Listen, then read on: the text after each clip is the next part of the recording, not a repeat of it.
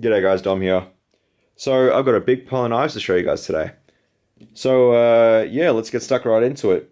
I guess I'll probably start with, well, I'll start with the one that's actually for sale because the rest of these are all, custom ordered stuff. So I don't think they'll be too happy if I actually sold the knives on my website. Probably not.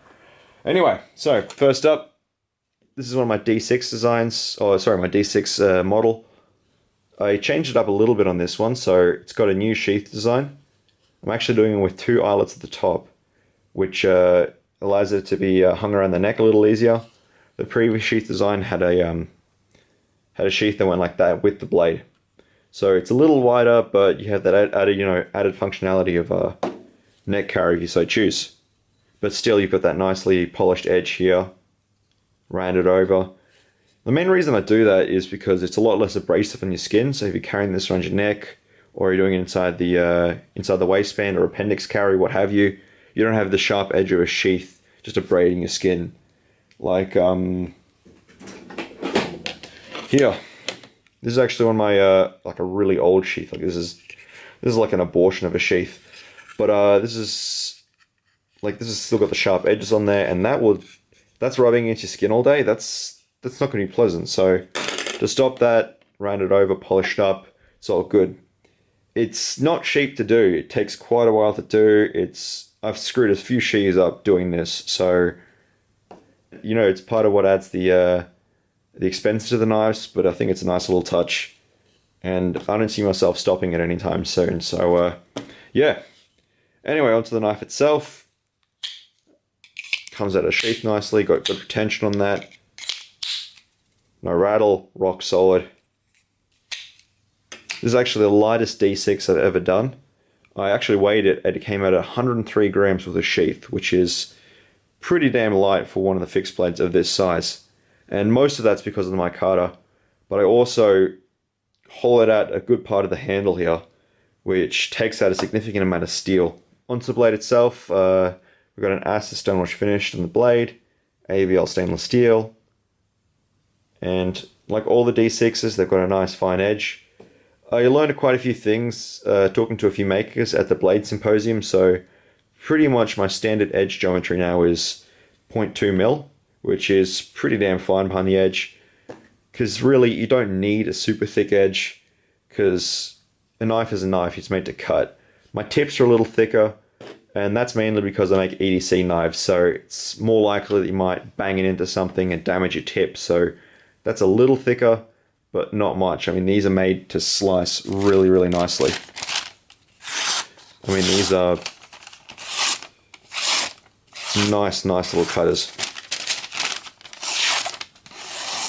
And the steel can take it. I mean, a little trick I picked up from Sean McIntyre to see if my grinds are too thick is to take a little brass rod, right? Put it in my vise, and to flex the whole edge. And if your heat treat's on point and your edge is thin enough, it'll actually flex and come straight back to true and not damage anything. So steel is actually some really strong stuff, especially if you're using good quality stuff and you're heat treating it properly, which is, the heat treat I get on my ABL is, it's the tits. So yeah, and ABL itself is really good steel. I mean, I put it up there against most super steels. Anyway, so yeah, nice and sharp. We got a canvas micarta handle on there with a Anzo pattern and copper Corby bolts.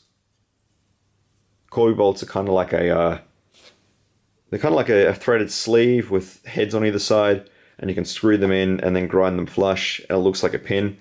It's a lot nicer than just pinning them over. I did a few knives, with pin pins ages ago, and this is a much nicer system. A little more expensive, but takes a lot less time, a lot less fuss, and you're not frantically banging on a piece of handle material that's gluing at the same time. So I'm sticking with Corby bolts. I really like them, and it saves me so much time and effort and cleaning up glue stains. Like I still have like random like glue spots all over the workbench from when I used to peen stuff. So yeah, that's the way to do it now. All you really need is screwdrivers. Anyway, so that's that knife. I think I talked about it enough. That's the long sheath. So yeah. Next up we have one of my micro grunts. So this is actually a tier 2 design. And for those who don't know, I've got 3 main tiers. Tier 1 is, you know, like my D6s, my gunslingers, my watchmen. You basically don't have a whole lot of options with them. You can like change a handle material color, maybe change a blade finish, and that's it. Not a whole lot of options. Tier 2 is where the blade finish, like the blade is sorted. The design, you can't change the design, and to some degree you can't change the grind. But everything else is up for grabs. Like you can do whatever handle materials, whatever blade finish, just you can go absolutely nuts on it design-wise, like, you know, finish-wise. So it's sort of like a mid-ground between that and my full customs, which is the tier 3, and full customs are considerably more expensive because there's a lot more work in them. They're made on an individual basis, so hell of a lot more goes into them. So this is sort of a mid-ground between that. And this is a perfect example. I mean, I've never done a tier 2 knife.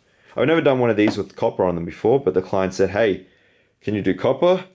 And I think I originally said, I'm not sure, but I'll try. So this is what happened. So this is actually an O1 tool steel. We've got the rad poisoning patina on the bevels and sorry, not the bevels, the blade, and copper that's been rounded and polished. And I actually added some very thin black G10 liners in there because copper riding right up against steel isn't all that great. So to act as a bit of a barrier, I put the G10 in there just to separate them a little bit. This one's chisel grind, just to make it easy to sharpen really, because I did one of these a long time ago. Actually, no, that wasn't even that long ago, like a year ago? Shit. Like a year ago, actually, where I did it V-grind, the very first one of these, and I'm not making that mistake again. It was not easy to sharpen, because on a smaller knife like this, with a small handle in there, trying to maintain a consistent bevel on both sides, bit of a pain in the ass. So to make it a lot easier on everyone else involved, I do it single side chisel. The problem with copper is that it will actually, it'll patina over time, which a lot of guys really like. And you know, I do too, especially when you get that, you know, the bluish, greenish effect to it. I think that looks really damn cool. But yeah, a lot of guys also like it polished. So I told the customer, if you want to keep this polish, you got to get yourself some car polish. Like I use the cheapest shit I could find, and just wipe it on with a rag, buff it out a little bit, and it comes right up to new. As long as you don't let it go too far. Like if it's totally patinaed, then you got to go to abrasive. But yeah, so that's that one. And yeah, what's next? More. Actually, let's do this one. So this is a full custom. The guy wanted me to do a custom khodashi for him. So this is a little wider than my normal khodashi design near the front. A lot more of a taper to it, less belly, that sort of stuff. And the main thing is we've got this, you know, this rock texture here, acid stonewash, rounded spines, and the bevel on this is a belt finish satin. I just like doing belt finish satins. I haven't done a whole lot of them, but recently I've been I've been obsessed with them because they give it sort of like this sort of glimmer in the light that you don't get from a hand sanded finish. And I'm a big fan of it, especially with the hollow grind. This is flat grind, but yeah, I wouldn't want to do this hollow grind. You break that tip off in 2 seconds. But this one's nice and thin too. No edge on this yet. It's got to go out to my leather worker probably Tuesday. So no edge on that. And it's also got to get a copper bead and lanyard, all that sort of stuff. But I'm not going to send them a sharp knife because that leads to issues working with sharp knives. So yeah, that's that one. It's not really a whole lot to talk about. It's a pretty simple knife. And last but definitely not least, we have another full custom. This is for a dude in Japan. And as I said, full customs, they're a lot more involved. They're basically a design collaboration between me and the client. So this is what we came up with. He wanted a shorter blade length. He lives in Japan, so he said 60 mil is all the blade length you can have. So to kind of keep it under that, we sort of did a bit of a different design. Good sheath retention, no rattle. And this one's got a Scandi grind on that.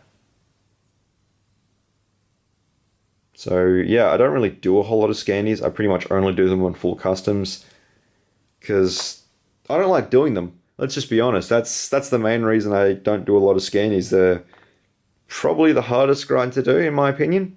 At least they're what I struggle with the most because you've got a really small little bevel and you've got to nail that thing perfectly.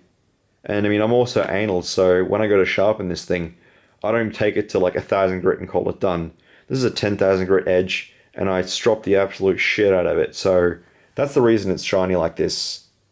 And, you know, for those who don't know, a Scandi grind is a grind that goes all the way down to that main edge. So everything that's shiny here is actual edge. So to sharpen this, you actually lay this whole edge down. To sharpen this, you lay this whole edge down flat on your stone and go to town. But yeah, this takes a really long time to get that edge, like that perfect edge. But this one especially is just laser sharp.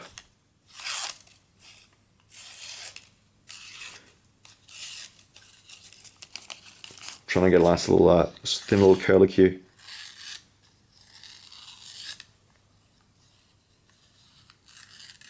There. Alright, so nice and sharp. We've got distressed hardware and black G10 that's been bee blasted. Nice and comfortable. About a 4-finger grip.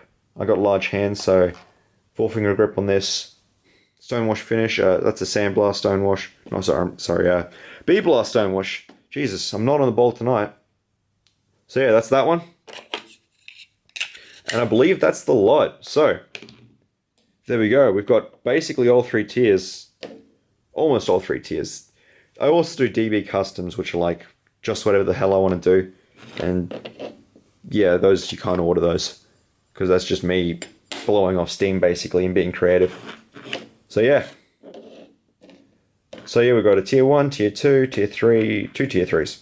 Anyway, thanks for watching, guys. Let's see how badly this video turned out tomorrow morning when I go to edit this. Thanks for watching, guys, and I'll see you in the next video.